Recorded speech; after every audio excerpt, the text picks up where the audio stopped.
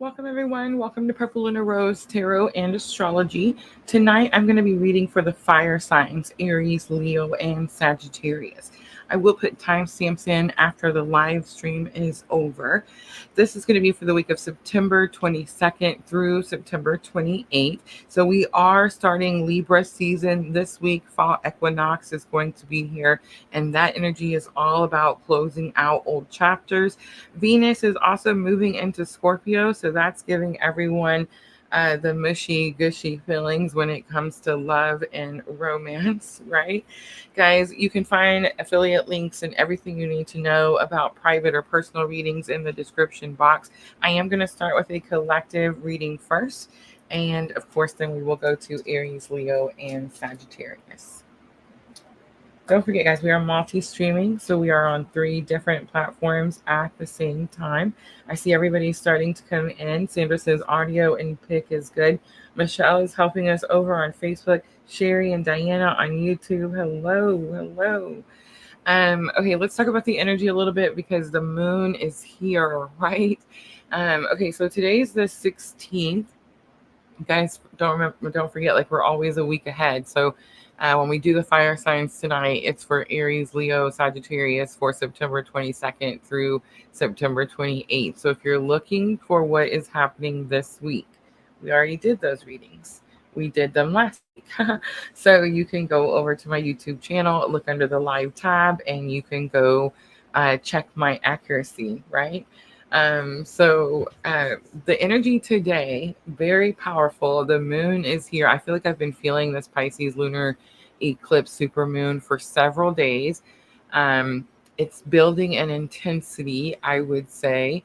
I feel super connected to spirit. So I imagine that that's going to be a collective energy there. Let's see what else. I feel like the Mars and Cancer energy was really powerful when that transit happened for us. It brought out our mama bear type of energy, and this Pisces eclipse has definitely like overrode that energy. It's very let me find the right words. Come on, spirit, help me. um it's very well, it's intense, but it's emotional. It's intense emotions, I guess you could say. And I guess with all full moons that's the case, but remember, this is a super moon. And this is actually the second, guys. I went and found out it's the second out of 4. So we have 4 in 2024. They're coming all back to back, and this is the second in the series. So it just means that it's closer. So it's like a full moon is already pretty emotional. So you got to take, this full moon and multiply it, like, 3 full moons, or some people say multiply that energy by 1,000, right? Sandra says it's electric. Absolutely. Hi, Dream Sequa. All right, so I'm going to start collective reading first. I've pulled out several cards for tonight's reading, so I'm just trying to mix it up and do some different stuff here. I get bored, guys. It's the Aries energy, right? So I have to keep myself entertained. I did light some incense before I got started. I found this new brand that I like. It's called Green Tree. I found this at that little shop in Paducah, Kentucky. It was called the Rock Shop. It's where I got my last set of cards, and this one is called Crystal Cleansing. And then I also found this one. This one is from Soul Sticks, and it's called Good Health. I like both of them, but the Green Tree one, the Crystal Cleansing, is definitely going to be my favorite. And I feel like I like to light it right before we start the live, right? So, hi, Amanda. All right, guys. So I pulled out the Blessed Bee Oracle, and this is what I'm going to use for our collective energies. We are going to use Inner Eye Oracle, but it's actually just out because I used it for some readings today. Guys, Etsy shop readings went out today. So if you guys are waiting for readings, check your inboxes. I still have several astrology readings to get knocked out. You guys really took advantage of the Friday the 13th sale. I'm not complaining by no means, but has definitely kept me super busy. I have noticed that this time around, so this is our second week going back to zodiac sign readings back to PLR full time, right? My summer job is over. Well, mostly, except for Saturdays, I still get to go do activities, which is like the whole, the funnest part of the job. So I still get to do that. But I've noticed that this time around, I'm doing a lot better with balancing out. I'm doing a lot better with moderation. I'm not overworking myself. I do pretty much, have like a set schedule, and I try to stick to that schedule. And I feel like I have, friends and family that help me do that. So yeah, this time around, I feel like it's definitely, I can tell there's a big difference. I can tell that everything that happened to me this summer was needed and beneficial, right? Beneficial. Now, I promise you that, like, while it was happening, I was, not necessarily thinking it was beneficial, but now, what do they say? Hindsight is 2020.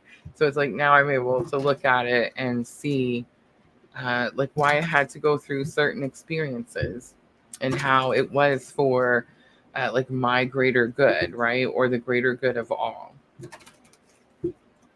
It's interesting on this journey. I'm really starting to figure out what that means. Excuse me. Let me grab a drink of water before we get started. Jenna comes in on YouTube. Hi, Jenna. Those of you that are on, our specific type of awakening, let me know in the comments, how was the energy today when it came to counterpart energy? When it came to counterpart energy. And I'm not going to say anything about mine. I'm going to wait till after everyone else comments. All right, let's start collective energy. I'm going to start masculine energy first. And I'm using the Blessed Be Oracle. We have a blessing on your sleep. That's going to be real direct. And I feel like when masculine energy, like I definitely feel like masculine energy is watching. So there's this energy of, you know what I mean? So there could be an issue with sleep.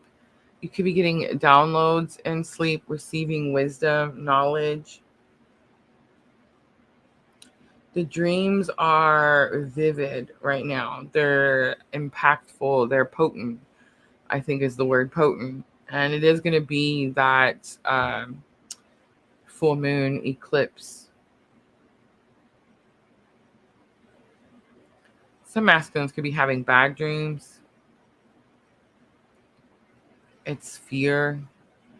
There's going to be, for some masculines, this could be really simple. This could be something like implementation of what you know. So, for example, if you know that you shouldn't drink too much, and that maybe that causes bad dreams, maybe you shouldn't stay awake too late, stay up too late, right? Maybe it's like there's needs to be some type of sleep routine for masculine energy to keep calm. And it's like this energy of like, you already know this. So it's something you need to implement, something you need to do. Maybe it's just needing to get more sleep. But I feel like for most masculine energies, this is going to be about like the dream world.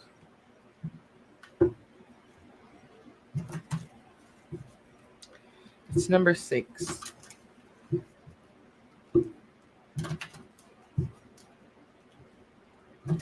Michelle, I did have a weird freak out about my counterpart.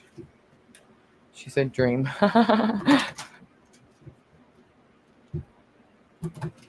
Diana says focus on self, not counterpart. I love that.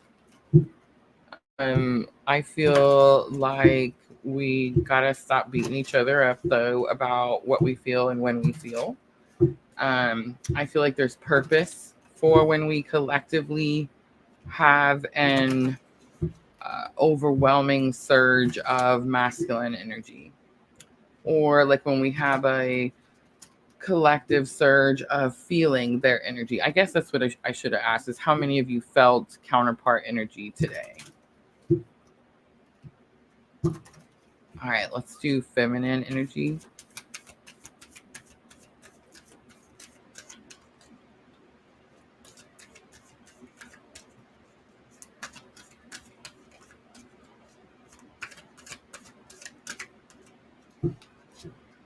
A blessing on the senses that gift the world to you. So I feel like this is the first time I've ever gotten this card. It's number 7. The bees are sticking out to me. The honey is sticking out to me. So it is this very feminine energy of, how's that saying go? Something about getting more with honey than something. But there's definitely this energy here of needing to tap more into our compassion, our empathy, our understanding. It's very strong feminine energy. So it's like we're very focused, centered in our feminine energy right now. That could be, I know that full moons are for releasing, and I get that. But that could be in preparation of receiving something. I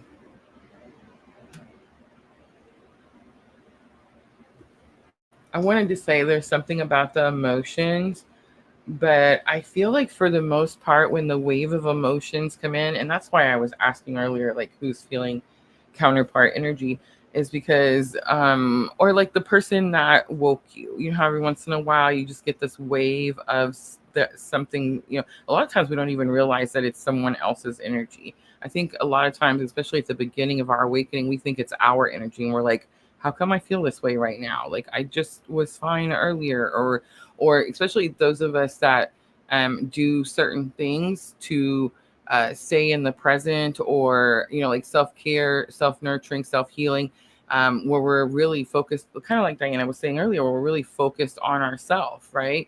And then you get this wave of something else and you're like, what the bleep, right? And that's why I was saying earlier, like I think we need to, you know, probably have some understanding and compassion with others when they do say that they feel this, you know, wave of energy and they're not sure why or where it comes from, or you know, like why it's happening. I feel like there's actually, and I'm just now learning this, guys, like I'm on this journey, this is my awakening, right?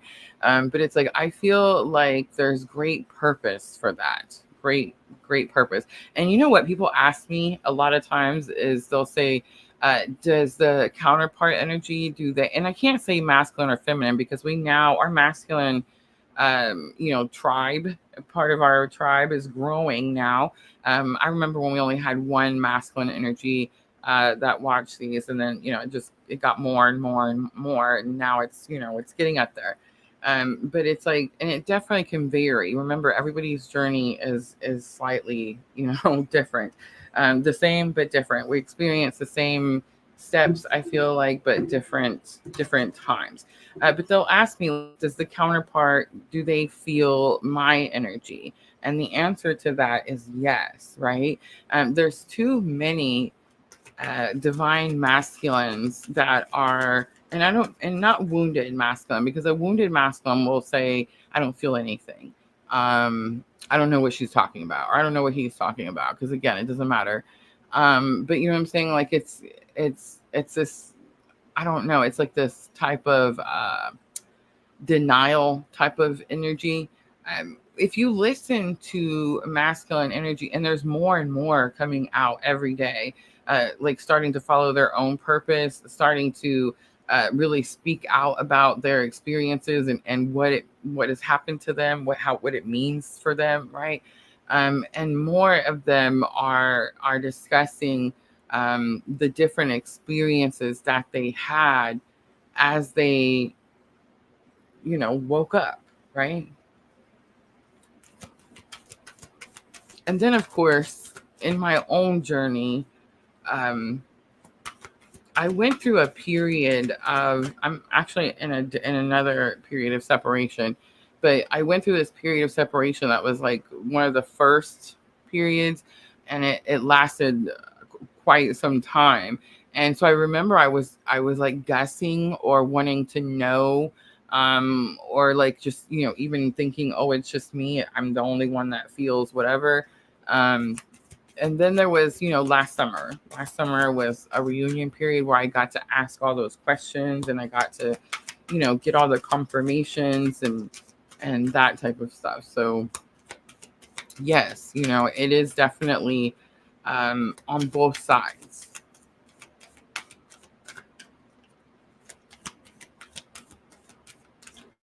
All right, let's look at bridging energy. Bridging energy is going to be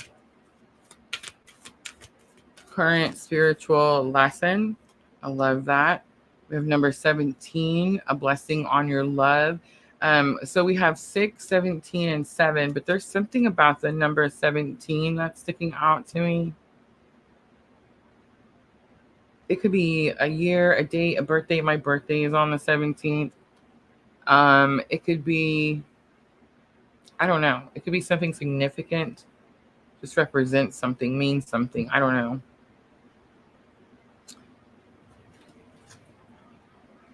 On the bottom, look at this. A blessing of fire. It's number 3, and we're on the fire signs. How freaking perfect is that, right? I'm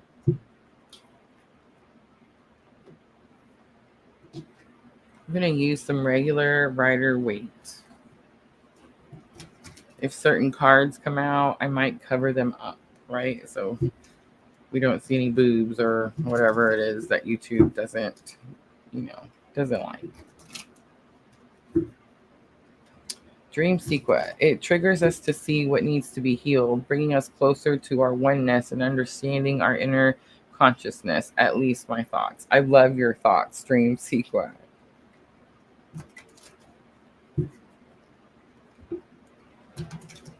Counterpart is the person who awakened me on this journey. Perfect.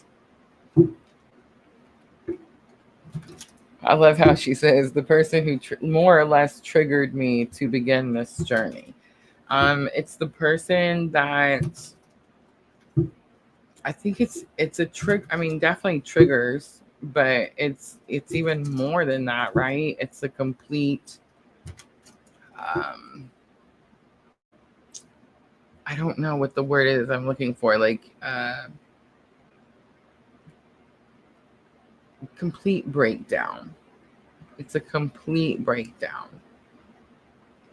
That's why I think it's so funny when you watch some of these readers or even some of the people that watch some of the readers, and they fantasize or make this journey like something it's not. And this particular full moon is that full moon that's going to show people it's not, right? Like it's that full moon.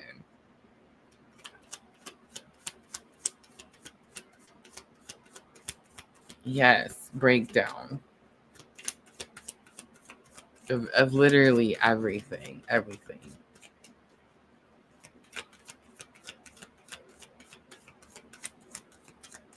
And then you get to rebuild.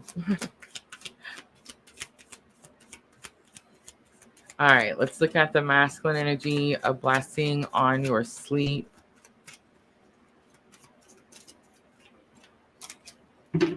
The World card coming out. 8 of Cups coming out. 10 of Pentacles. The eclipse is on the 8 of Cups. Minnow Pond taught us that the eclipse is only on the 8 of Cups. So big confirmation that this moon is going to be very powerful. The World card is telling me it's going to bring closure to something. I feel like it's some type of victory, though. So you know how earlier I said for masculine energy, maybe they're struggling with their dreams or struggling with their sleep. Maybe they're overdoing something. They're overeating, right? Maybe something needs to be moderated, like drinking at night, something like that. So it's like they've learned this. They've gained wisdom in something. And so now that chapter is closing out. they're leaving something in the past. It's not going with them where they're headed. Where they're headed is beautiful. 10 of Pentacles. So normally where they're headed is 2 of Cups, right? Because the goal is the 10 Cups. So it's interesting that I said where they're headed is 10 of Pentacles, and that is the energy that I'm getting. It's almost like maybe this masculine energy was only focused on one thing before, and it's like now they want everything. The Pentacles actually encompass everything. I know that when we see 10 of Pentacles, we think, oh, money, abundance, job, career, that kind of stuff, and that's all very true. But Pentacles actually encompass literally everything. So it's like everything you want. So it's like before, maybe this masculine energy only focused on money. It was like, love's just not for me. Or maybe they only focus on love and, they let their finances go, something like that. And it's like, no, you know what? That chapter is closed. It's like, now I want everything.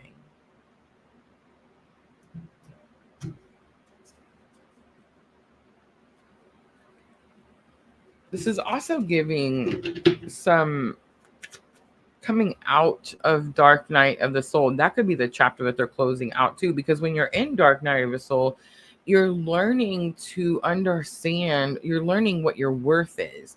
So it's like, because when you're in Dark Night of the Soul, you feel like you're not worthy of, right? So it's like when you start to come out of it, you start to go after the things that you want, goals, aspirations, dreams.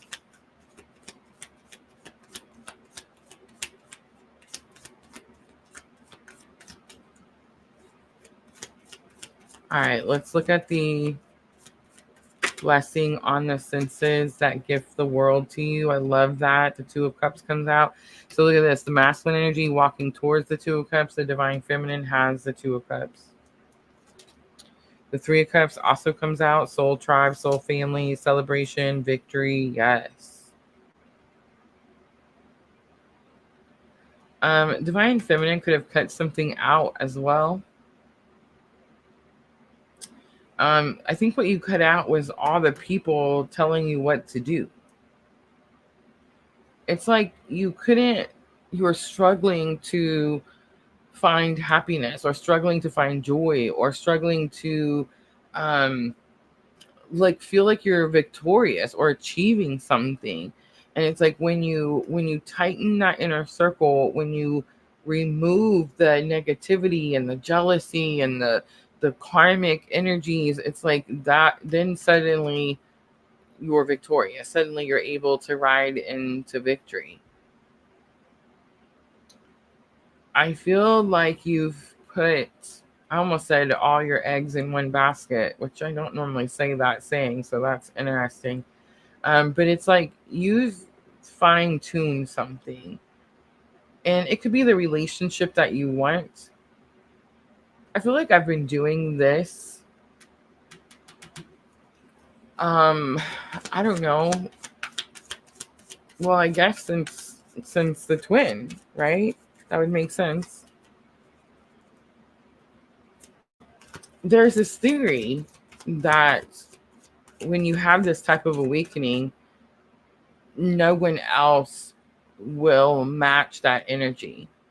That's why they say that many times the divine masculine just goes around passing out their cup of love, trying to fix it or ignore it or whatever. And the feminine energy will go off into the woods and the mountains and buy a cabin and 9 cats, right? Um, and that is like, people really talk about that. That's a real thing. And it's like, I feel like I'm always trying to like recreate the wheel, because I don't want to buy the 9 cats, and I don't want to be with an unhealed masculine, right? So I feel like I've been trying to manifest what it is that I want, and it's been challenging. But one thing I've noticed, like one thing that's being shown to me, is a lot of times too, well, people will like put you down for doing something, but it's because like they don't have the knowledge of something, right? But what I think I've been doing on my journey, like in my experiences, is like if I don't like it, if it doesn't align to me, I'm gonna tell you so, like right away. I'm gonna remove it. If it doesn't, like if I tell you so and it doesn't fix or change or heal, and continues to not align with me, I'm gonna cut it out. And if that means I have to leave, whatever, so be it. You know what I mean? Like it just seems very direct, fine-tuned. Like there's no room for anything I don't want.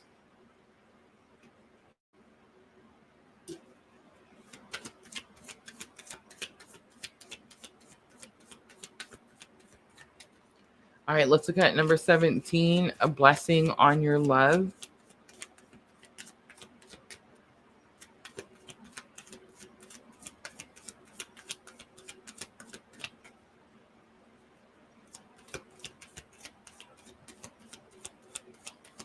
Dream sequence says, lessons learned for me, be protective and selective of my energy. Number 1, yes, right. Disengage and observe. Absolutely. I love that. And I don't even really like, I'll disengage. I don't need to observe. I don't need to know what's happening. Like if I'm not there anymore, I'm gone, then that's, now it's between you and God, right? Like it has nothing, it's not my business any longer. All right, a blessing on your love. We have the 5 of Cups coming out. That's a loss, grieving. We have Page of Wands coming out, and we have 4 of Swords coming out. That's blessing in disguise. Spirit's getting serious right here. Damn. Ooh, then I said a bad word. Yeah. Okay, 7 of Swords is here, and 7 of Swords is okay. 7 of Swords is about deceit, treachery, lies, deceptive energy. It's also an energy of leveling up. I know, right? And you're like, what?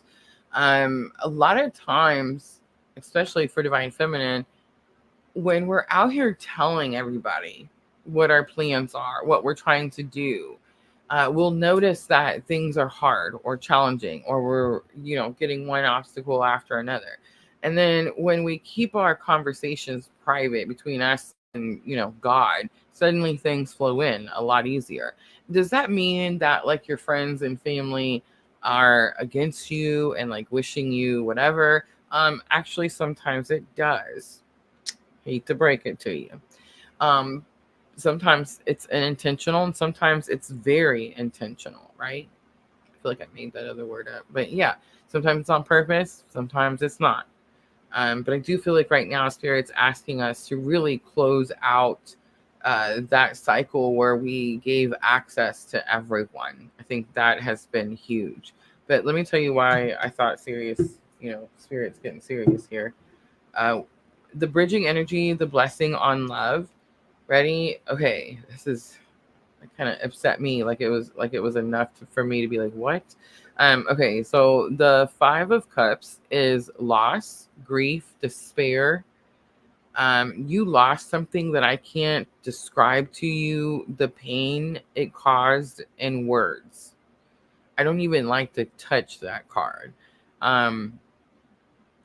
The pain the card represents, like I said, it's just undescribable. There's no words that I could say that would match up to the feeling that you felt when you lost this thing and its cup. So I'm going to say like love, emotion, heartbreak, right? It catapulted your spiritual awakening, your new path, your new journey.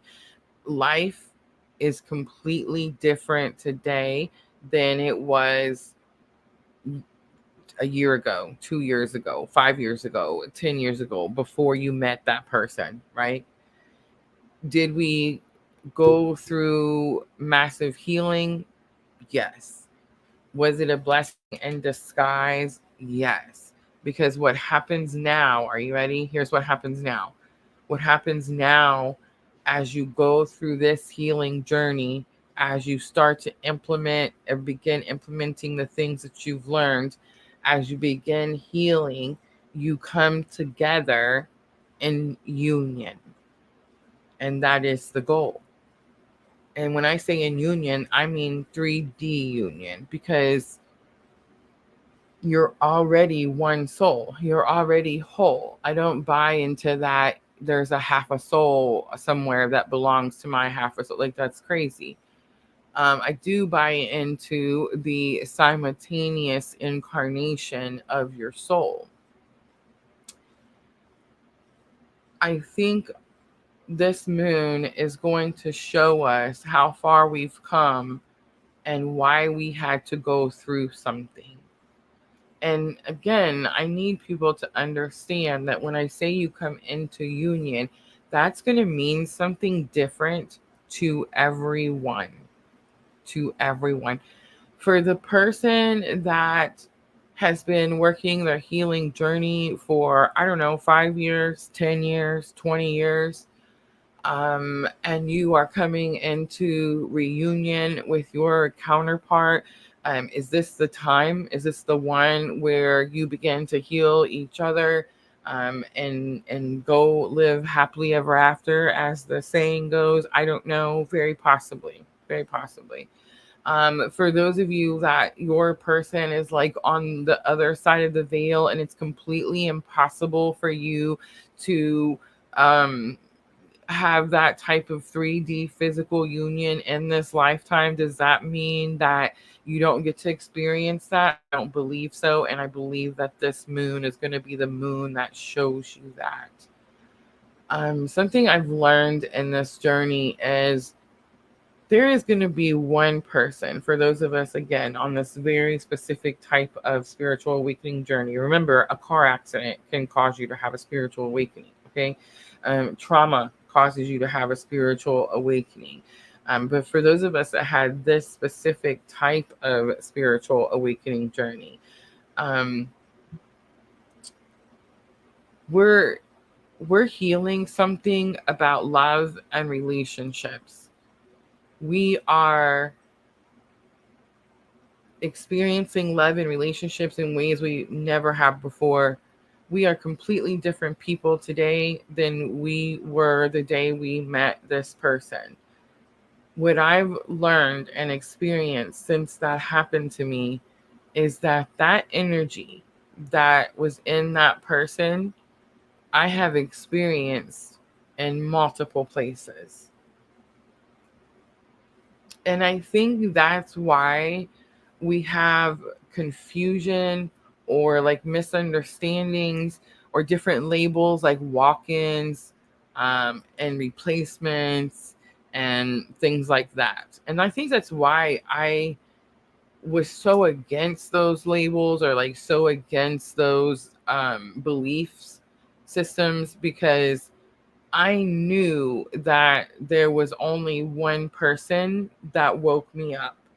Like, I knew that no one was ever going to be able to tell me different. The experience had already happened. It could not happen again. It couldn't be experienced twice. Yeah. And also too is, and for those of you that your person's like, passed on, or they're like, on the, other side, you know this because you will meet what they call soulmate energy, and you will experience that energy and that new person. And then you'll ask yourself, like, how is this happening? Or why is this happening? Or how is it even possible? But not only did I like learn this or experience this year, but it really started at the end of last year when I had this person like come back into my life that, well, he helped me create my first child. So, I mean, pretty significant in my life, right? And I found out that he had a lot of the same traits, a lot of the same energies. And I was like, oh my gosh, what? And then I was able to see it as I continue on in my awakening journey. What I am most grateful for on this path is it was never about that person. It was never ever about that person. It was always about the purpose. And the purpose was unconditional love, which is actually God's purpose, which is actually God's will. And when we start to follow purpose and when we start to follow God's will, we heal. And when we heal, we align with other healed energies. So, for those of you that 3D union is impossible, and it doesn't have to be because they died, we do have free will in this plane of existence. And some people choose to, I like to say, waller in their misery. They like to lay in it. I feel, and when I say they like, it's their comfort zone. They've been in their misery so long that healing would take away who they are. So what happens is you heal and you attract that same healing, that same energy. Another person who wants to heal as much as you. And is it a blessing in disguise? What I lost, the heartbreak that I felt, the pain that I went through, to be able to sit here and run PLR today and continue on my healing journey? Absolutely, 1,000%. All right, let's pull a guidance card.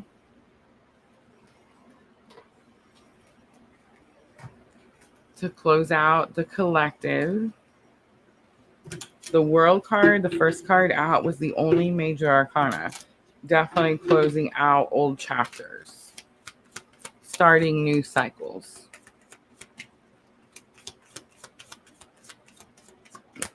Getting to see how far we've come. And maybe getting a little bit of a hint. Look at the victory cards on how far, what is coming, right? All right, Tree of Life Oracle to close it out.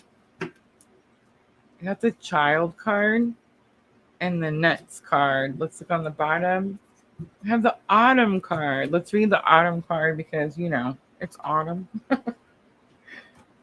I guess it depends, right? I guess it depends. We do have people that watch us like all over the world.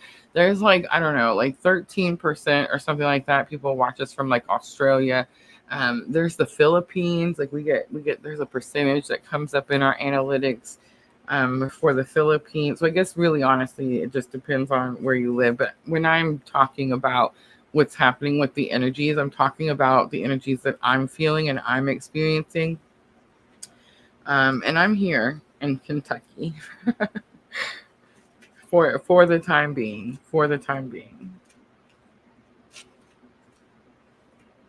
Now everybody's like, oh my gosh, what does that mean? I don't know.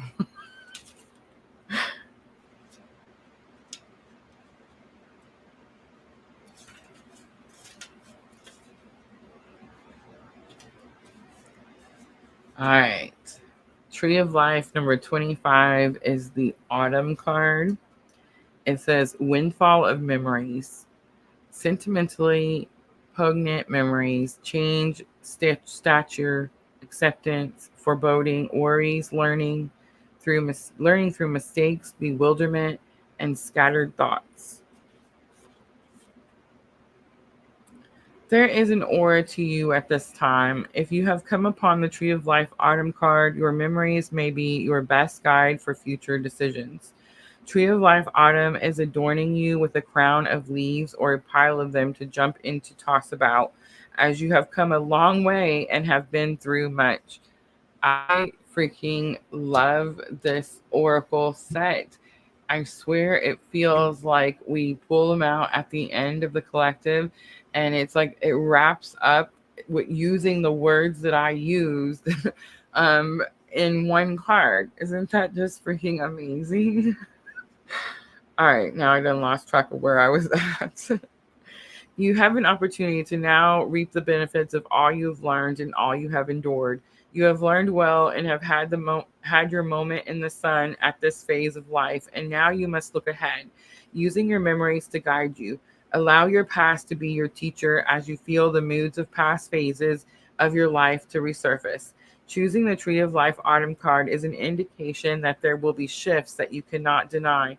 It is not easy to go from a state of exhaustion and success or from a time of contentment into a state of loss or change. The golden days of summer are gone, and resisting the inevitable will only make the transition harder. Harsh times come and go, but if you accept and prepare, you will soon see how beneficial it is to move forward. There may be a sorrow to saying goodbye to what once was. Have you risen to the top of your game or come to a point where your job or schooling is at an end? Have you outgrown your surroundings or been with friends who no longer truly seem like they recognize who you are? Tree of Life Autumn clues you in that now is the time for you to go into your own observations and to trust yourself. As you get ready to learn new lessons and face new challenges, allow your memories to serve you. What you've learned will inform you with each step you take. If you've held a secure position which you have outgrown, consider that you have shined where you have been and that it's time for others to rise up and be in the spotlight. Perhaps you are being forced out or let go.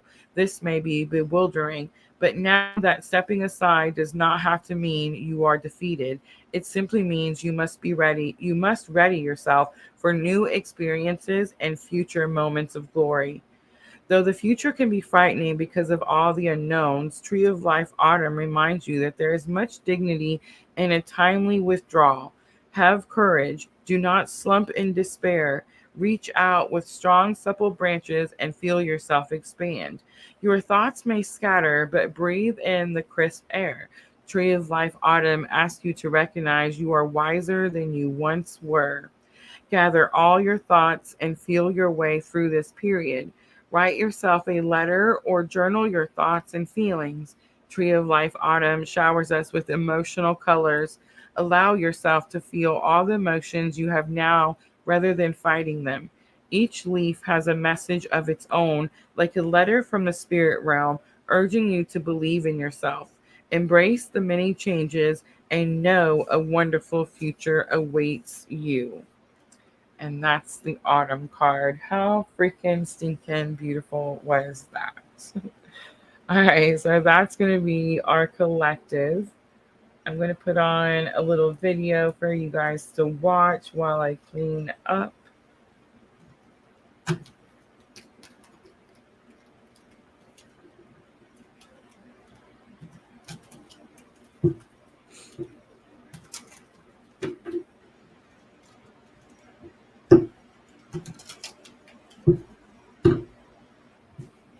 So I am looking at the week after this very potent full moon.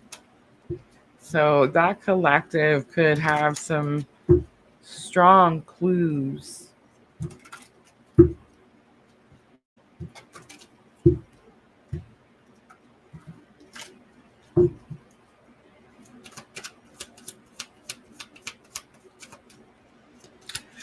Guys, we did the members only live this morning, 11 a.m. If you guys missed that, you can find that under the members tab. I know there was a couple of you that had asked, so I just wanted to let you know that I did get that one finished.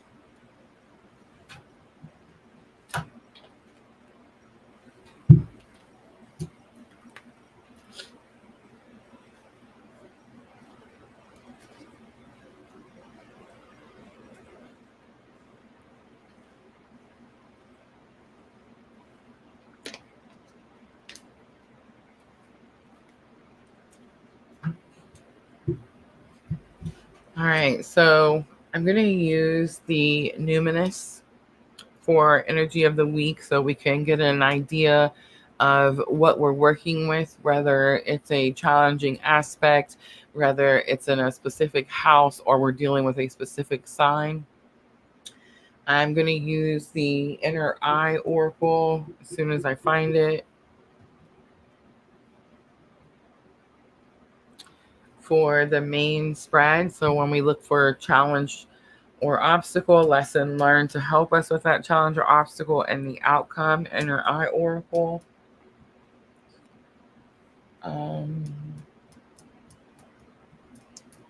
The Tree of Life, I'm going to pull for guidance. The Blessed Bee cards after that for blessing, and then we'll pull Moonology to close it out for thoughts and emotions. And I think I'm going to stick with regular Rider-Waite to clarify.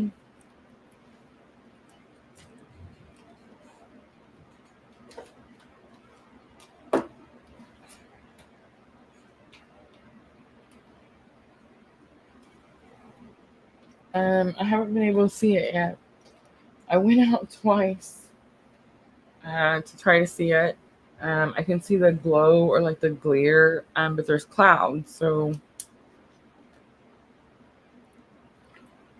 and they say like tonight it's supposed to be super big.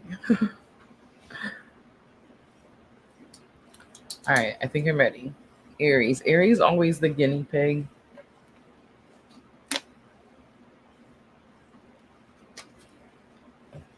Amanda says I had an eagle in my front yard this morning. I love that.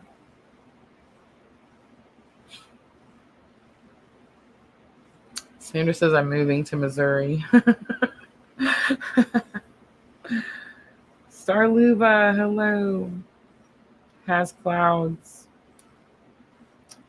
It's all right. That energy is so potent. It's like I can see it in my mind. I don't even need to go outside. All right, let's timestamp Aries. Let's do 4703. Aries, this is going to be for September 22nd through September 28th. So we are live streaming on the 16th. So this energy is going to be after this very potent full moon that's here, super moon, eclipse that's here. I'm starting out with the numinous, and I'm looking for energy of the week.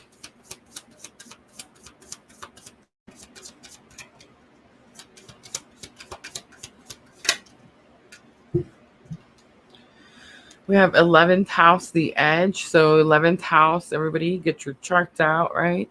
Aries, what's in your 11th house? 11th house is Taurus for me. It is the house of friendship and community. On the bottom, we have 8th house. 8th house, intimacy. 8th house is the house of secrets. It's the house of inheritance. I think it's funny because a lot of people think 8th house and they just think it's sex, right? Which is true. 8th house is sex. But it's more than that. Like, guys, did you know? So there's this reading that I'm offering in my Etsy shop. It's this astrology consultation where I look at certain houses on your chart and I can tell you like what would be the best way for you to, get more money or make more money, right? Your charts can tell you guys that in case you didn't know. But 8th house is one of the houses that I look in because of the inheritance. There, sometimes I feel like people always look at 2nd house or they look at 10th house. It's actually a whole bunch of different placements and planets that you look at when you're looking for people's, finances. So anyway, plug. But 8th house is normally ruled by a Scorpio.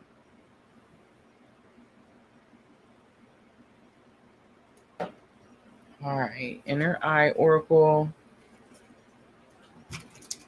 Let's look at what the challenge or obstacle for Aries with the 11th house.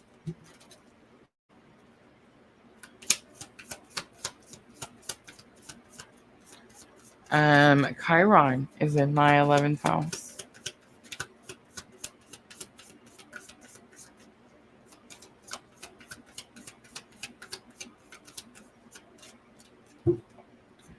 We have travel. Um, so I was gonna say maybe someone's leaving, maybe friendships are changing, growing.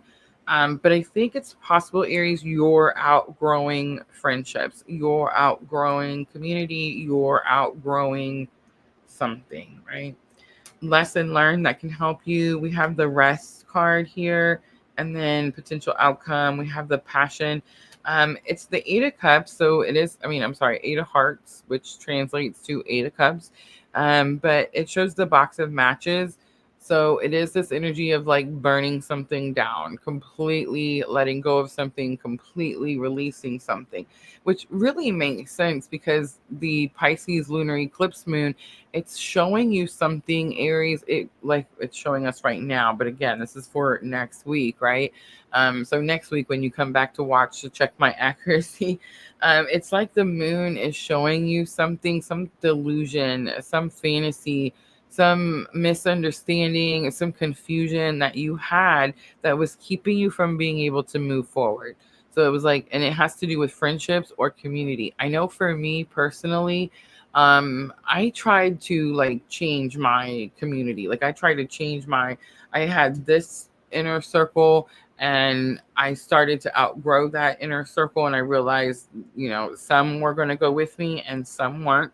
And I had to leave the ones, like that weren't going. And I ended up going and like taking on this summer job. It's like I replaced energies with other energies and even more. And I really got this lesson, and protect your energies. But the circle needs to be tightened. The inner circle needs to be tightened. Like access to you needs to be restricted. Not everyone should have access to you, right? So that could be like what you're experiencing with this energy. The rest card and what you need to do about it or how it can help you with challenge or obstacle. It's kind of giving me this energy like there's really nothing you need to do at this time. Is it uncomfortable? Most likely. Nobody likes it when, inner circles change or, get smaller, right? And I feel too that there's something about like resting because growth is here or like expansion is here. You're going to level up. You're going to have to do something, Aries. So it's like you need to rest and take in that time now. And that's really interesting because I've been feeling that energy. The work card is on the bottom, so more confirmation. But it's like I got this week. So I took the summer job, and I would say that it set me back probably about 6 months on PLR, maybe even more than that.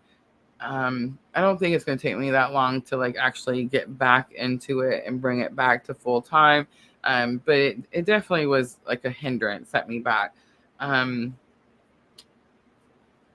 I had a week after where I was ready just to jump back to our schedule, and spirit was like, no, there's like a detachment period, like a disconnect. Like I had to break away, cleanse from this energy and prepare myself for this energy. And I feel like that's what could be happening to you, Aries. It's like you're cleansing from something that was holding you back and preparing yourself for where you're getting ready to go next. And I think it's possible that where you're getting ready to go next is bigger than what you've been thinking. And I think that would actually kind of fit or fall into play, especially with all of the astrology that's happening, because everyone's been talking about how Pluto's making this transit, right? This once in our lifetime transit, and it's affecting the cardinal signs the most right now because those are the ones that were affected for the last 16 years that Pluto was in Capricorn.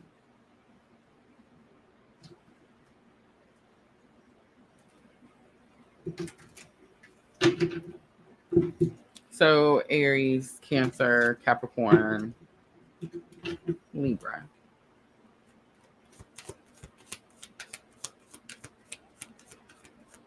All right, let's do some tarot to clarify. Let's look at 11th house energy. So friendships, community, humanity, hope, tribe, festivals. discoveries, common goals, startup. The future is on there.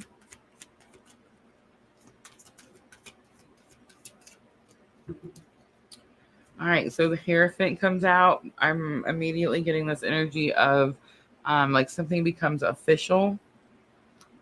The Death card comes out. Strong Scorpio. The Scorpio energy has been very strong for me today.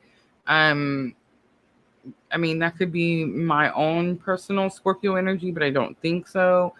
It's energy that is coming to a complete closure. Um, two major arcanas back to back, three. Wow, Aries. The Hierophant, Death, the Star. Aries, something is coming to someone. There's something does at this point in the game here. So September 22nd through the 28th, something has completely closed out. It's completely done. Um, the Star is a purification period, like I was saying earlier, before you move on to like the next thing that comes in. I do feel like whatever the next things are that come in, it's like they come in fast, and we're just gonna hide that Star card because have mercy.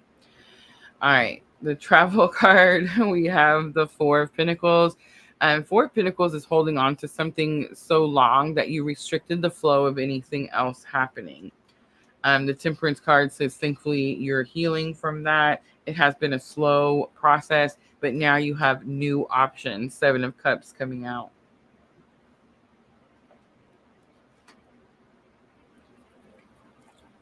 So in your challenges or obstacles, the reason the options couldn't come in could have definitely been that you were holding on to something. Temperance is Sagittarius energy. The Hierophant is Taurus energy. Death card, of course, Scorpio. Aquarius coming out with the Star card. So many major arcanas. So the major arcana is divinely fated energy. Divinely fated energy. I've been hearing a lot of like fate. The word fate being used with this particular full moon. All right, the Rest card is lesson learned, and it's giving me this energy like, again, fate. There's really not a lot to do right now, Aries. Conserve your energies. Go with the flow of things. We have King of Swords here. This is about authenticity, vulnerability. This is about speaking truth. We have Ten of Wands here. Ten of Wands is a completion, something exhausting, something tiresome, heavy burdens on your shoulders. And Two of Wands, again, rest, Aries. You went through something very challenging, very painful. And it's like before you didn't have the options, now you do. I think you have those options because of your authenticity, because of your vulnerability. Nine of Diamonds, I just want to say, also like translate to Nine of Pentacles. This could be about financial independence for you, Aries. All right, the Passion card is here. This is the outcome. I do feel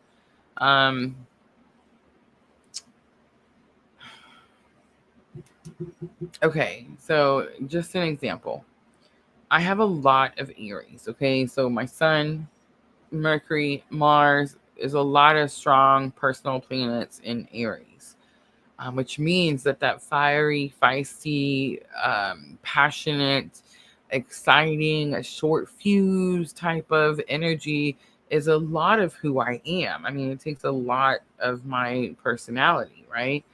So I have this thing that I say that I do, where I'll say, like, if I'm okay, so before I used to get really attached to things, right? And it was hard for me to like break away from stuff. I was in my karmic marriage, the reason this whole thing's happened to me, right? For almost 20 years. I knew about 10 years in that I was supposed to get out, but I didn't. I just kept staying, kept doing it. Hence the whole twin flame crap, right? But so and it's definitely like your soul just coming to wake you up because you're stuck in a loop or you're stuck in a cycle. Um, when I finally started learning to walk away from people, break away from these energies, release them willingly, um, I would say things like burn it down. The bridge that takes me from them to from me to them or them to me, like burn it down. No need to come back. No need to whatever. You know what I'm saying? And that's definitely the energy that I'm picking up with this passion card. Now, that may not be all of you. Like, all of you may not be like, oh, I'm burning that shit down to the ground. But I feel like it's almost like a feeling of freedom. It's a feeling of release. It's a feeling of relief, right? Like relief. Like I don't have to carry these heavy burdens anymore, right? That's the feeling. That's what I get when I'm saying like burn it down. But that's what the matchbox is definitely giving me. Knight of Cups energy is here. Knight of Cups is very strongly correlated or connected to the early stages of a wounded masculine. So when you first meet twin energy and you first have that separation or like runner chaser stage, and they go out trying to like replace you or figure out what the heck is they're feeling, and get other people to like fill their cup for them, right? So there is this energy of letting something go, releasing any type of energy that doesn't align to you, because that energy would now not align to where you're at, Aries. There's definitely this energy like if you can't level up, or you can't meet me, you can't step up into king energy, that type of thing. It's like, I don't need that energy. I don't need someone that takes their cup around every single place they go, because they can't learn to like love themselves. I don't need someone that can't calmly or maturely express their emotions, right? That's definitely the energy that I'm getting there. Ace of Swords, new communication, new understanding, new clarity. King of Pentacles, I think it's just exactly what I said. It's like if you can't step up to the plate, if you can't be mature, honest, authentic about your feelings or emotions, and it's like, I don't need that shit in my life. It's definitely a completely remove it, completely burn it down, completely finished with that energy. On the bottom, we have the Moon card. That's going to be pretty significant. So the Moon card is the energy that I'm working with literally right now, but it's actually a representation of what we fear the most. What we fear the most. And I think that's what's interesting is, especially for me personally on this journey, what is happening to me with this full moon, like the delusions or the whatever that spirit is removing so that I'm able to move forward, would be something that if someone had would told me this back in 2015 or 2017, or even in Dark Night of the Soul of 2019 and 2020, I would have been pissed. I would have been mad. I wouldn't have believed it, and I'd been like, no, that's not true. That's not going to happen. But it is happening now. And the interesting part is I'm so ready to release it. I'm so ready to stop holding on to this thing that is only holding me back from being able to move forward into the life that I want, right? All right, let's do a guidance card for Aries, Tree of Life Oracle.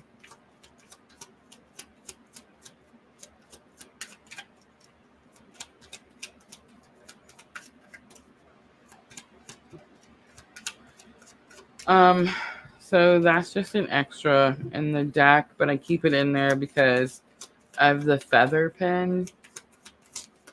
Feathers are really significant to us, this collective energy.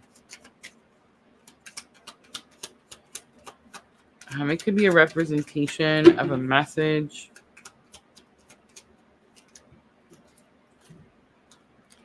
We have the Hollow card. We have the Elder card. That's the one I'm going to read out of the book. Sapling is on the bottom.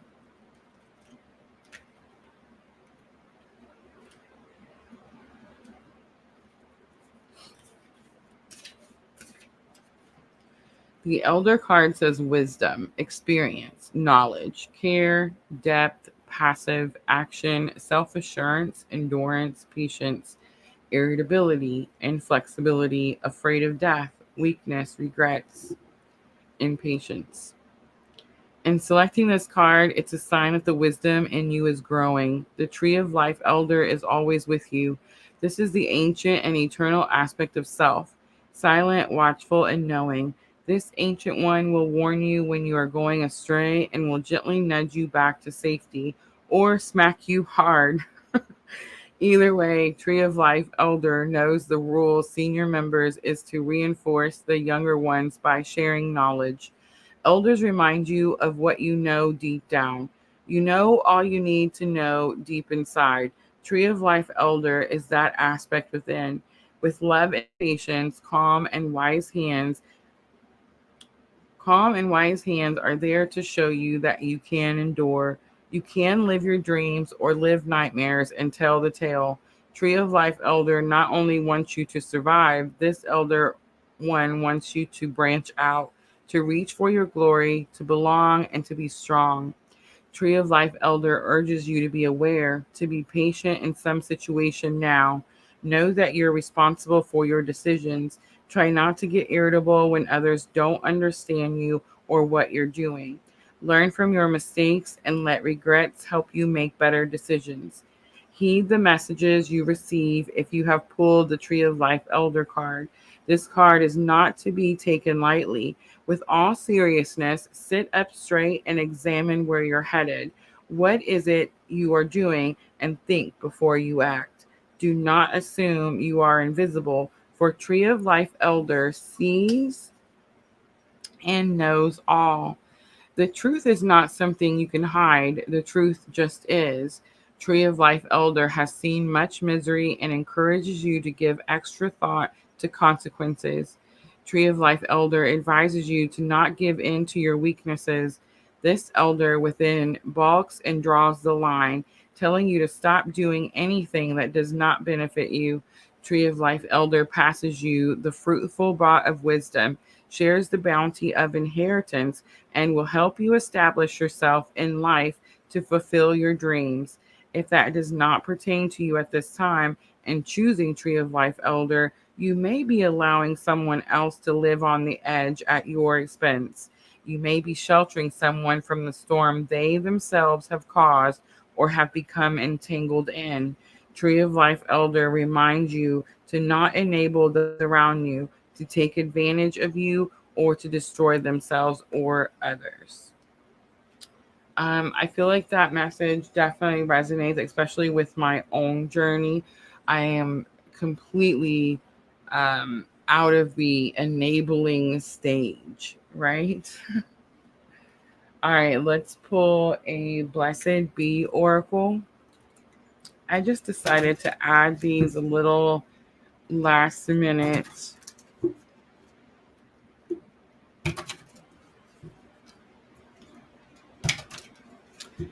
Something about the eighth house is coming out strongly, Aries. I did talk about the inheritance, so keep that in mind as well. All right, Blessed Be Oracle. Look at that, a blessing on your wisdom. And we just got done reading the Elder card, two different oracles. On the bottom, a blessing for the right words. And let's do Moonology to close it out for Aries. I like doing the Moonology oracle because it helps with thoughts and emotions. In this particular reading, Aries, you have both. You have both.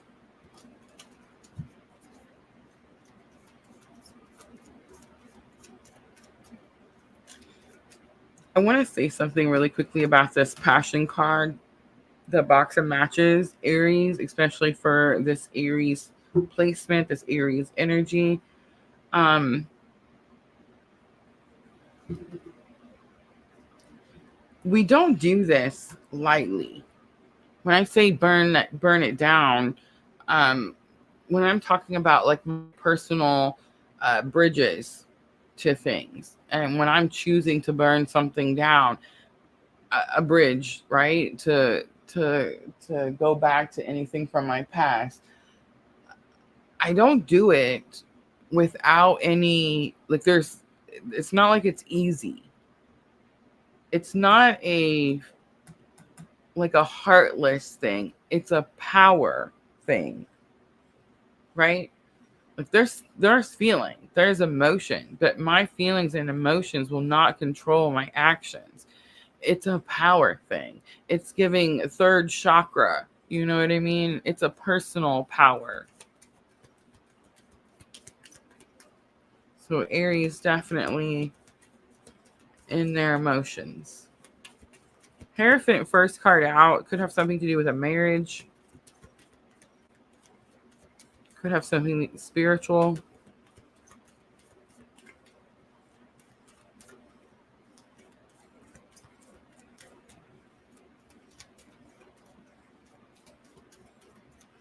You also had the Death card and the Star card, Scorpio and Aquarius. I would definitely check those houses as well.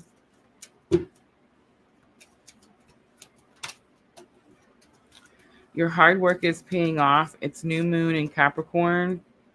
Expect powerful changes. New moon eclipse. We have full moon eclipse. You and your loved ones are safe. It's new moon in Cancer. On the bottom, prosperity lies ahead. New moon in Taurus. That's the Taurus energy. Aries, I feel like this has something to do with your finances. All right, I'm going to leave it right there. I hope that was helpful. If it was, guys, tap that like button for me. And I'm going to clean up, and we're going to move on to Leo.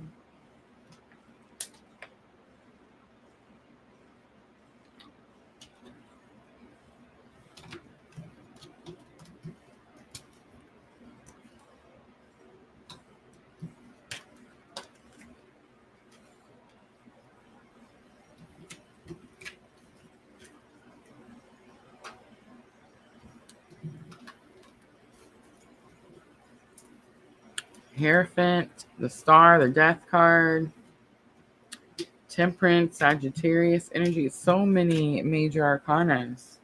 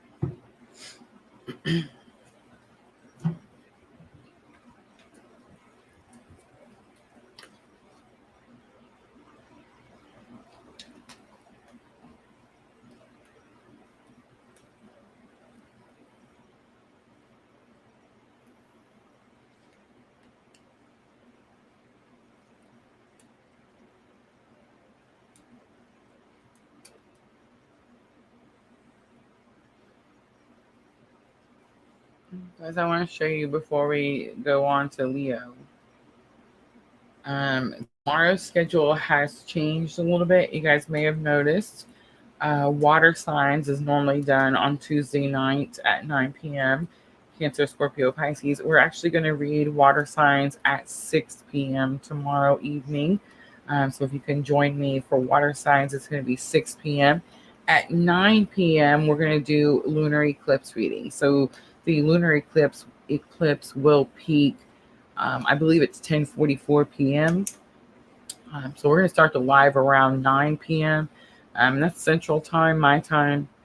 And I will be talking about this eclipse energy, and we will be offering some free readings. So make sure to come join us tomorrow night. Also, I want to mention members only. Ooh, oh, sneak peek. That's the wrong one. Fire signs gets a sneak peek. That's the reading. I guess I might as well just show it to y'all. That's the reading I'm going to offer tomorrow night. That's the free reading that I'm offering tomorrow night, guys. 6-card spread. So make sure, come join us. But what I was going to say, members only. Members only live did get finished today at 11 a.m. So that is posted. You can find that over under our members tab. Guys, if you haven't become a member yet on our YouTube channel, you are missing out. It is the PLR Tribe 2 for $5.99 that is able to watch those members only videos. All right. We got some new members over on our Facebook page too.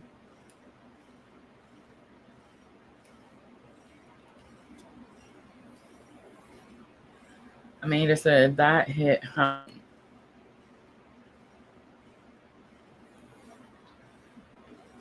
Dream Sequence said, hearing that a lot today too. Divine intervention and fate. Yes.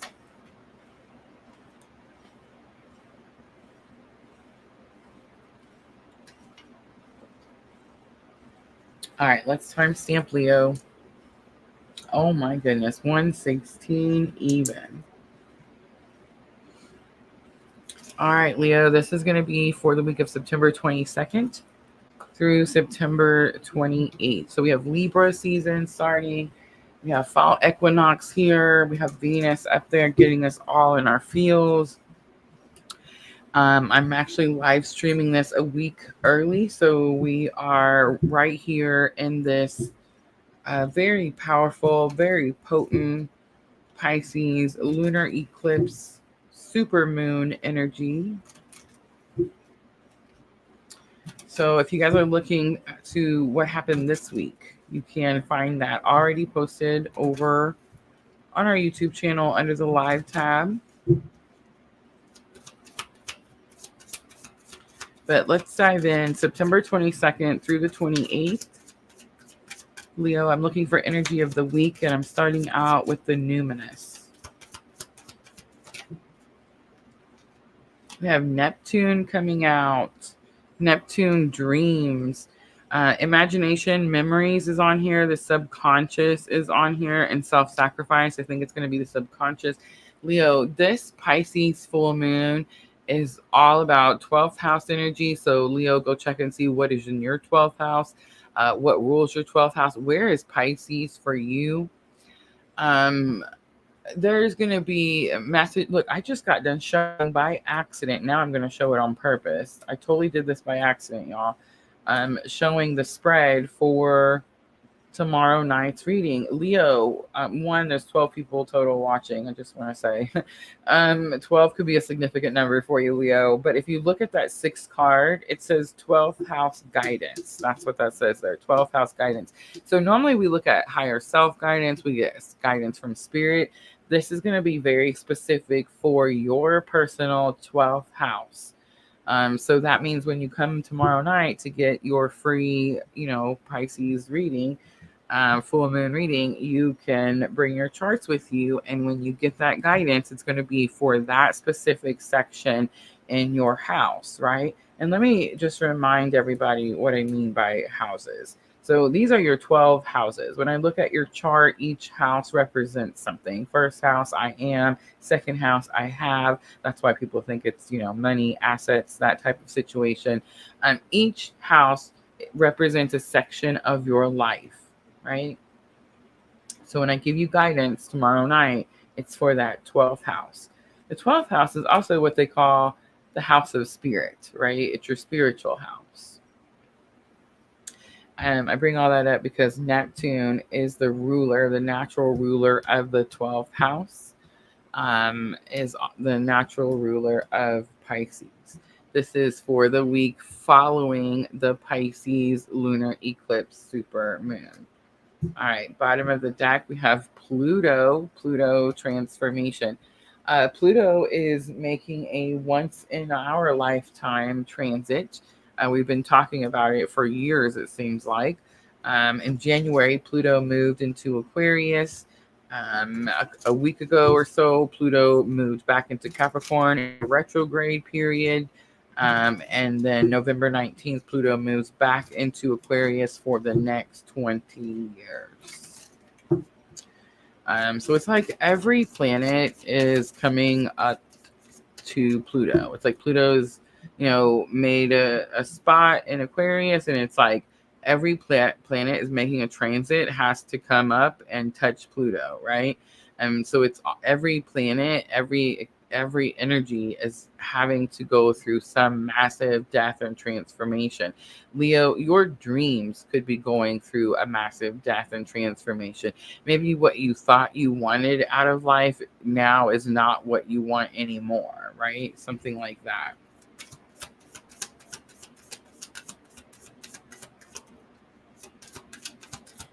All right, let's look at challenge or obstacle for Leo.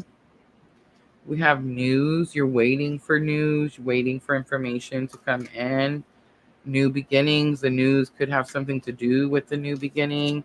And outcome, we have ending. So you're waiting for a new beginning, Leo, but it's not coming in because you still haven't closed something out. And how interesting that we see endings when we've seen Pluto at the bottom of the deck. And Pluto is here right now. And like I said, all the planets, everything, all the energies are having to connect with this death and transformation. And it is in order for something to close out so that you can start something over. I think when we see the death card, and it could have something to do with money, Leo. But it's like, I think when we see the death card and it's a representation of the Pluto energy or like death, we always just see the death. We don't understand that it's a two-part meaning. The card itself is death and rebirth, right? So it's like the moment something ends, something new begins. And I think we always forget that something new begins part, right? All right, so I'm going to use the Modern Goddess Tarot for Leo.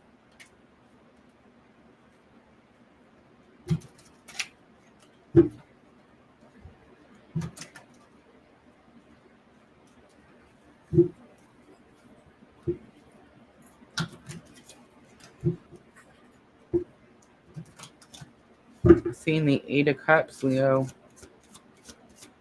Walking away from something, and it's not just any something. Cups are emotions, feelings, love. So it's like you're having to walk away from something that you love, that you've put a lot of time, invested a lot of time into.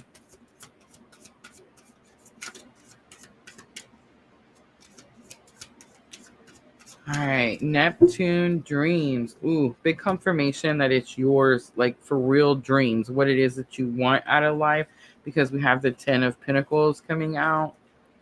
We have Page of Cups, slippery situation. The fish is actually coming out of the cup. And we have the Eight of Pentacles, which is a big confirmation that this has something to do with your work. What you've been focused on, what you're dedicated to. All right, the news card is your challenge or obstacle. I feel like you're waiting on news to come in. You're waiting for information. You're waiting for good news. We have the Four of Pentacles, again, holding on to something too tightly, restricting the flow of energy. Two of Pentacles, feeling stretched, feeling like you don't have enough of something, feeling like you're being pulled in too many directions. Three of Cups is here, too many people telling you what to do, too many people involved, too many people with their hand in the pot. So it's like you're trying to fill the pot, but too many people are taking out of it, Leo, and not putting back in, right? All right, so new beginning is lesson learned. This could be something that's happening right now. I feel like it is, especially with the star here, Aquarius energy. Again, purification. You need to close something out. You need to completely purify, which means you're going to need a moment. You're not going to be able just to go from here to here. Let's say this is a job, Leo. You're going to need a week in between those two jobs before you can move from one. It's like you have to cleanse the energy of the old off in order to make room for the new. And that's definitely the energy I'm picking up. Strong Aquarius energy there. We have Crone of Swords coming out. This is King of Swords. And the Modern Goddess Tarot, they're all women. And the Crone is like wisdom, right? You've gained wisdom. You've reached some level, like pinnacle level in your ascension, right? And it's like you've implemented, now, right?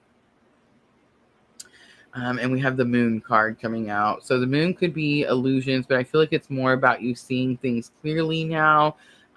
There's less fear now. You see how she's holding the arrow? It's like you now, the fear is gone and you're able to like aim the arrow. You're able to direct your life the way that you want it to go. I think what's happening, or what you're realizing this week, Leo, is you didn't close something out. You didn't grieve something. You kind of held on to something and thought, like, well, if I just kind of hold on to this and don't think about it, sweep it under the rug for a little while, maybe spirit won't notice, right? This is that moon. This is that moon that is causing like everyone's rug to disappear, and we're having to face the things that we probably thought. A delusion that we could have is a fear that we can't handle something, right? Like that could be a delusion that this full moon eclipse is taking away. But that's kind of the energy I'm getting. Like you had this idea that you couldn't close something out, that you couldn't burn that bridge, that you couldn't walk away from something once and for all. And that's not true. And I feel like it has something to do with money. We started out with the Pentacles right away, the Dreams card, 10 of Pentacles, what it is that you want out of life. And then we have the Knight of Swords. So complete freedom. The Knight of Swords is like the message that says you're free. You're free to go do whatever it is you need to do. The world is new opportunities, starting a new cycle. And Nine of Wands is here. Nine of Wands is don't give up. Don't give up. Keep fighting for something.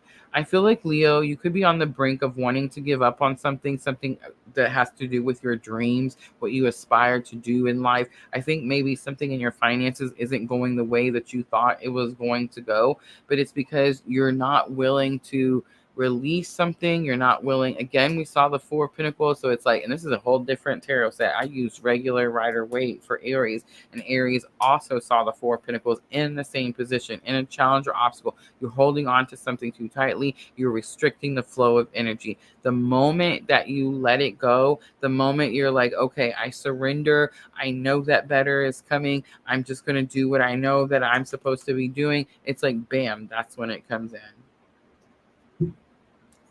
On the bottom, big confirmation, Wheel of Fortune.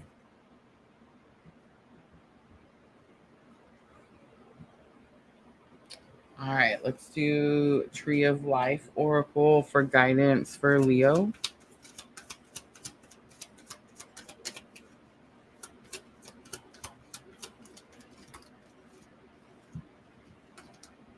Look at that. The Moonlight card comes out. We've seen that Moon card, Pisces energy. The Sap card comes out. And the bottom of the deck, we have the Love card. Let's read the Moonlight card. I feel like the moon energy is very powerful. Let's see what it says.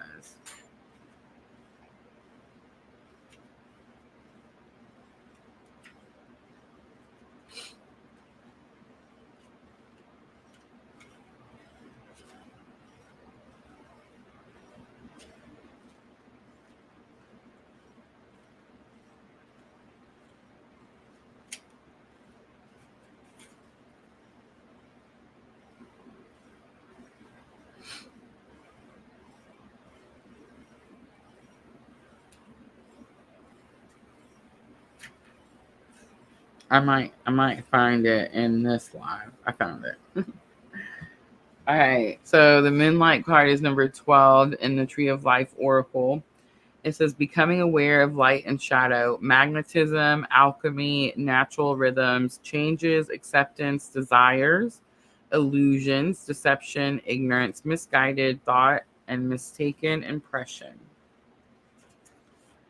It says, you are mysterious, compelling, and irresistible in the most wonderful ways when you draw this card. Tree and Moonlight represents the great magnetic pull, the power of persuasion, and the ebb and flow of tides in life cycles. Desire is in the air, and you may be pulled into things you are not so sure about, or you may be pulling others in without even realizing it. Whether it be romantic partners or not, you may be persuading others to see things your way, and your effectiveness is powerful. Know that persuasion can be illusionary, though, and try to see things as they are, not only as you desire them to be. As you work your alchemy in certain situations, be careful not to deceive or exploit the weaknesses in others. Likewise, be aware of someone very magnetic who may know your weakness and exploit them for their advantage. Try not to be pulled into situations that leave you needing to back out or run the other way once the light of dawn has come with all its clarity. Tree and moonlight also teaches us that there is a waxing and waning of good times and hard times. Misguided thought and ignorance may eventually become wisdom as we see through our mistaken impressions and discover new perspective through changing times. We cannot control the rhythm of life, but we can learn through them. Our desires are powerful, and we must be careful not to be lured into unfavorable situations in our pursuit of them. When darkness of night arrives, moonlight bathes the trees in eerie light and illuminates branches and leaves in a silver glow. Did you really see what you thought you saw in those shadows? Tree and moonlight has you basking in a glow that awakens your deepest desires and makes you most enchanting to others. Enjoy this time while your personal magic is heightened. Accept the wonderment of this moment while also preparing for the stark daylight that eventually arrives. All right, let's do a blessed bee oracle for Leo. Diana says the moon is almost rising on the west coast.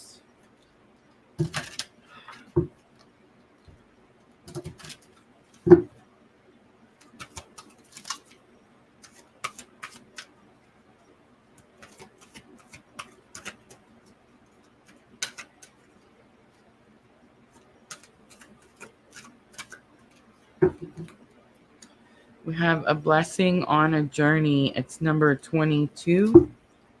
And a blessing of forgiveness. There's something about the forgiveness that's sticking out. I think that's the part that was like what needed to, like for final closure. You thought you ended something, Leo, but you need to forgive something, either someone or something. And I mean, it could go both ways. It could be like you need to forgive yourself for not doing something. You could need to forgive someone else for something that they did. But it could. I feel like it's more about. It's like there's something where you feel, Leo, that something should have been given to you or should have happened for you and it didn't. And I think that's where the forgiveness lies. And I think if you could clean that slate, you could purify that energy, that expectation you had, you'd really open yourself up to what's coming, like what's already here. Moonology Oracle to close it out for Leo.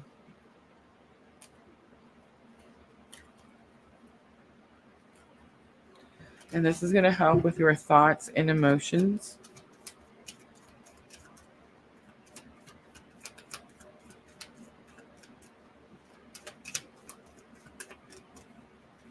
Alchemy was a word that I heard in here, Leo, and that happens a lot. Alchemy energy, when we accept that things had to happen a certain way for a certain reason. All right, it says take time to breathe out. This is dismenting moon. Balance spirituality and practicality. Look at that full moon in Pisces. And you're very close to achieving your goal. It's the gibbous moon. I'm also seeing a fiery climax approaches. A fiery climax approaches its full moon in Aries. All right, so I'm going to leave it right there. I hope that was helpful. If it was, guys, tap that like button for me. I'm going to clean up really quickly. We have Sagittarius next.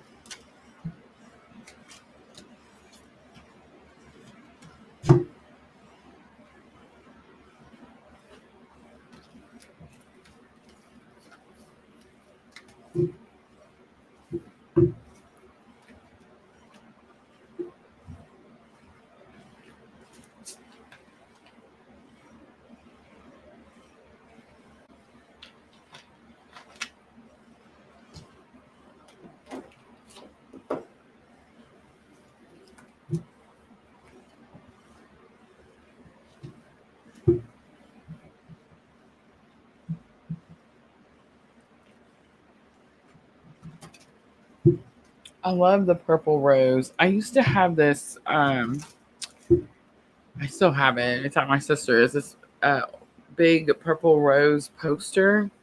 It used to be our background. I want to say we had it for like the whole first year we had PLR. I need to try to find another one. All right, so Sagittarius is next. And you guessed it, Diana. We're going to use the Modern Witches Tarot to clarify for Sagittarius. All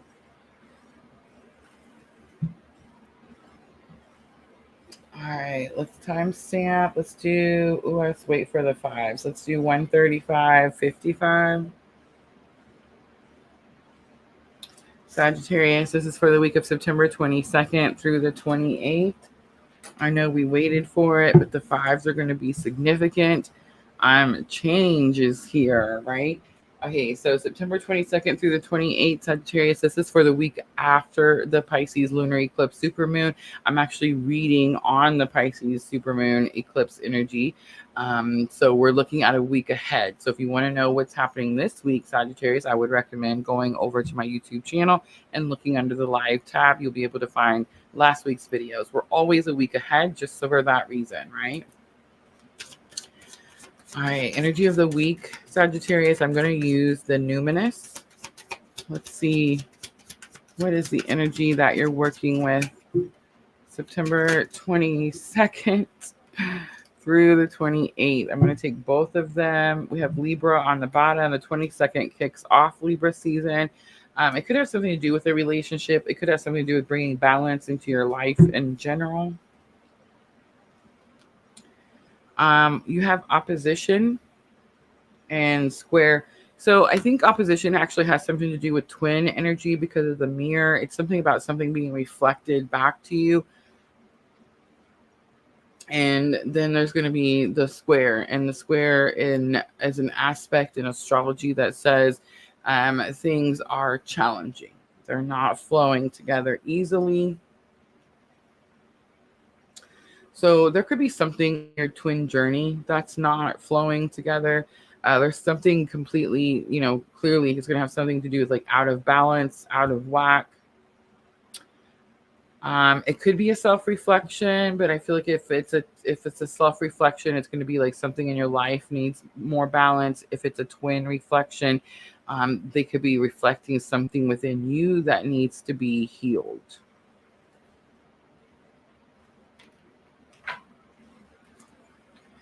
All right. Inner Eye Oracle.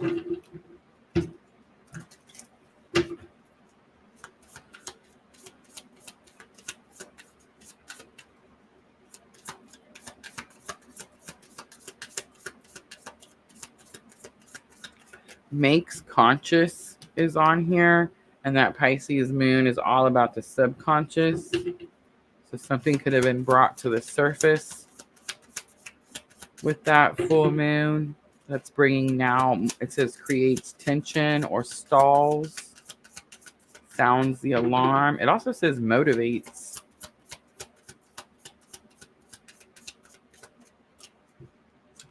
All right, loss comes out, and it is 5 of hearts, which would translate to that 5 of cups. That's not necessarily my favorite card.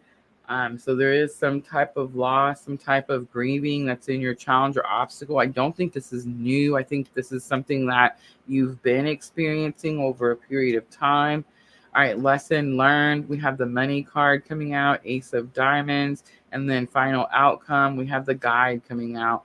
I think it's so interesting, Diana. You made the comment earlier, I'm not focused on the twin. I'm focused on my own path and myself. And that's very much what this energy says here. We do have support on the bottom. You could have felt like you were enabling somebody, and it's like, I'm not going to be your crutch. I'm not going to give you my energy. Very direct. I have a Sagittarius moon.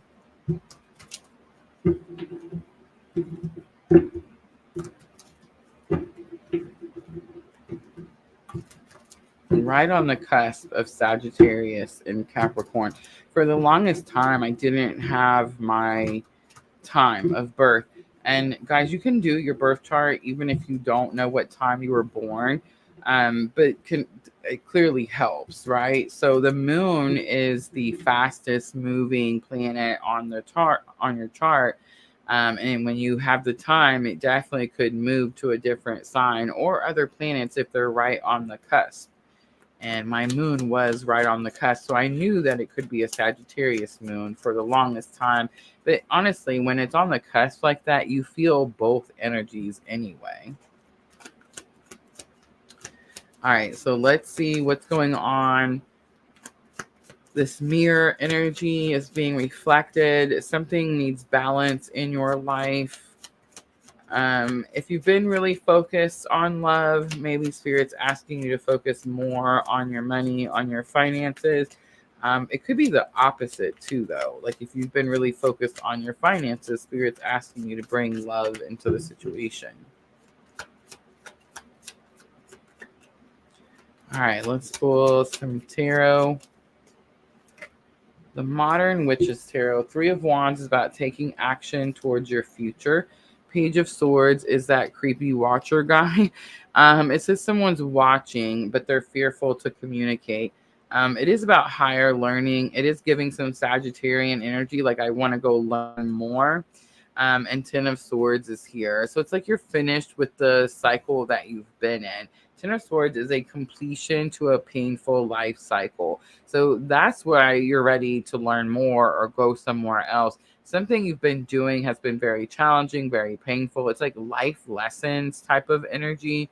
But 3 of Wands is like now you're going to take action. See how she's like walking towards the edge. She's going towards her ships. It is that energy that your ships are coming in. I do feel like challenge or obstacle is a loss that you have experienced. I don't think it's a loss that's happening right now. I think it's something that's already happened. 3 of Pentacles is teamwork, partnership. So there could have been someone that you felt like you were in a team with. A work environment team, someone that you worked really well with. It's like that's not the case anymore. Something's changed, right? We've seen all those fives. 5 again right here. So it's like there's definitely been some change in some type of teamwork environment. 5 of Wands, again, more fives. So it's like there's something that's challenging. What I'm going to say about the 5 of Wands is they're not 5 of Swords. So 5 of Swords, they're killing each other. They're stabbing each other. It's a battle. It's a war. In the 5 of Wands, this is a training card. You're training for something, preparing for something. And whatever you've been training for, it's here because 8 of Wands says sudden information, quick information, sudden changes. All right, let's look at that money card. So this is Ace of Pentacles or Ace of Diamonds, which would translate to Ace of Pentacles. So it's like new job, new career, new offer. And really it's Pentacles. So it could be love too. It could be anything, honestly, when it comes to Pentacles. But it's new is what it is when it comes to the Ace. And this could be something that's happening right now. We have Knight of Pentacles. So if it is a new job, new career, new offer, it's something that you've actually been working on for a while. Knight of Pentacles is slow moving energy. Maybe it's something you've been thinking about for a while because Knight of Pentacles is also that energy Sagittarius where it's like you haven't actually planted the seed. You've been doing the work, but see how he's carrying the pentacle in his hand. So it's like that represents the seed. So the fields are all plowed and ready to go, but you actually have to go plant the seed. The Chariot is here. Don't be afraid to move quickly. It's victory. And we have Ace of Pentacles, which is Ace of Pentacles, Ace of Pentacles. Look at that. So I feel like you are getting some big offer. It could require moving or going somewhere. I feel like you're going to be fearful of taking something too quickly or moving on something too quickly. But Spirit's saying don't be scared to move fast. Whatever it is, it's something that you've been waiting for or it's like it's needed to happen for a long time. The guide is going to be the outcome. It's King of Hearts, which is giving me King of Cups energy, which is like a clue card for divine masculine.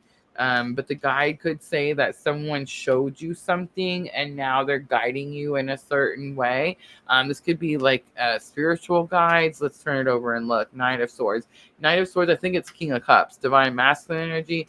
Knight of Swords is that message where you're free. You're free to go do whatever it is that you need to go do.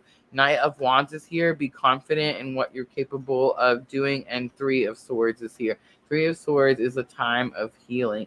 I just want to say King of Wands could also be this energy of someone who's overly confident. I don't think if I'm talking to you, Sagittarius, and this is your energy, I don't think you're overly confident. In fact, I think it's very possible that you've caused this delay because you didn't want to deal with this heartache. That's why Spirit's asking you to move quickly now. Take the new offer now. Be confident in yourself that you're capable of doing this. But I think the outcome is actually a message, especially for those of you that have divine masculine counterparts. On the bottom, Seven of Pentacles. Seven of Pentacles is my shit show card, and especially in the modern Witches Tarot, it's like where she's looking at all the pentacles and she's been watering them, taking care of them, and doing all this stuff for all these pentacles. And it's like, what is this going to turn into? Why have I been spending all this time into this? Again, I'm getting this energy of like time invested. All right, let's do Tree of Life Oracle. Cancer energy came out strongly. All right, the Winter card came out first. This could be a timing card. The Seeds card comes out. The Twigs card comes out. On the bottom, we have the Child again. I think the Child card we keep seeing is a representation of inner child. I'm going to read the Winter card.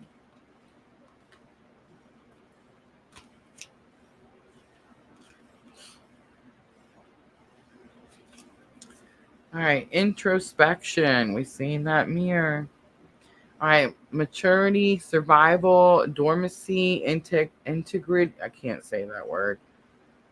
Patience, hope, self-reliance, patience. We've seen the Seven of Pentacles, which is patience. Death, severity, emotional distance, frustration. It says you may feel harsh bitterness bite your nose. The winter days are here, and Tree of Life Winter encourages us to endure. A severity that is very difficult may be upon you. You may wonder how you got in a situation that feels so very difficult. Tree of Life Winter nudges you to think of ways in which you may have created the situation you find yourself in. Drawing this card signals to you now that the winter of life comes and they go. Your ability to maintain your strength, sense of self, and hopeful optimism during a crisis is essential. You can get through it all if you resolve to do so. Trees of winter freeze up with stiffened branches braced against the icy air. You may feel punished by the bitter frost in your environment at home or work or in relationships. Severe times can be confusing. As you brace against the cold, have self-reliance. You have much integrity, so don't let your experience render you completely frustrated and abandoned. You may feel alone in the shadows, but use this to your advantage. Now is the time for introspection, for nourishing self from within. Tree of Life Winter asks you to remember the evergreens that fill the air with a fresh scent of life, even in the darkest, most merciless winter nights and days. They survive well and are not defeated by extreme conditions. You have the same everlasting spirit within you and can summon that resolute self-reliance now to help you through this. Like a snow-covered blue spruce, imagine that you wear a regal white robe that comforts you and sustains you while you're enduring. Millions of snowflakes, miraculous geometric designs, and crystal formation cleanse and clear you and your atmosphere. Soon you will feel reborn as the time of dormancy ends. Be introspective and see what you need to see. Understand what you need to understand in order to emerge anew once spring arrives.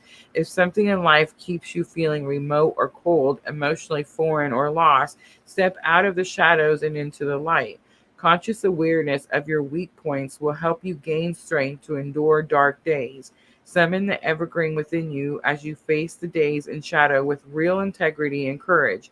If you feel alone or truly perplexed at this time, remember you are the master of your choices and sole direction. Clarity will arrive. Spring will come in due time. Gradually, you will feel warmed as different perspectives and aspirations will come to you. Big changes, I would say, for Sagittarius. Again, and I say like it could be career, it could be moving locations, job, home.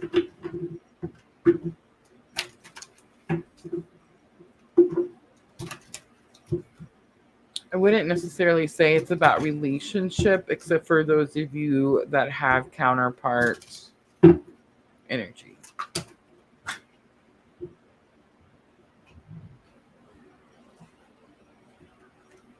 I dropped it. Two of them came out. Number 10, a blessing on your home, and a blessing of fire comes out again.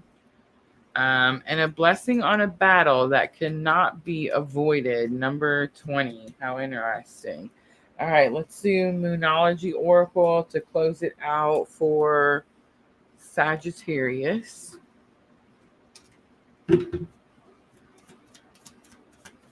I think the Pisces lunar eclipse supermoon shows you a weakness.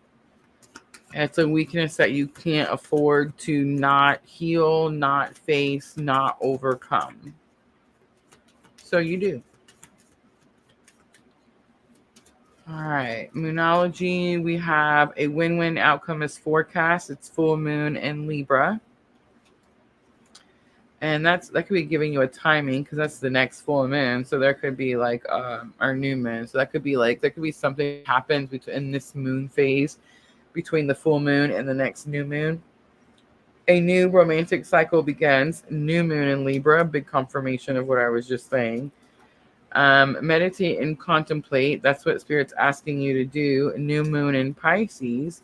And on the bottom, it's time to take action. And I'm going to say that's it because that was your first card out. And it's new moon in Aries. All right, I'm going to leave it right there, Sagittarius. I hope that reading was helpful. If it was, guys, tap that like button for me. And that's it, guys. That's going to be your fire signs for the week of September 22nd through the 28th. Please remember that we do have a schedule change up for tomorrow. Water signs is going to be done at 6 p.m. So join me tomorrow night at 6 p.m. for Cancer, Scorpio, and Pisces. And then tomorrow evening at 9 p.m. Central Time, I'm going to be doing some Pisces lunar eclipse supermoon readings. So join us over here, all three platforms, just like normal. Thank you, everyone, for coming in, hanging out with me. I appreciate all of you, all my moderators who came and helped in the chat. Thank you, thank you, thank you. I hope to see everyone tomorrow evening for the water signs. I am always, always sending all of you abundant love and light on your journey. Have a good night, everyone.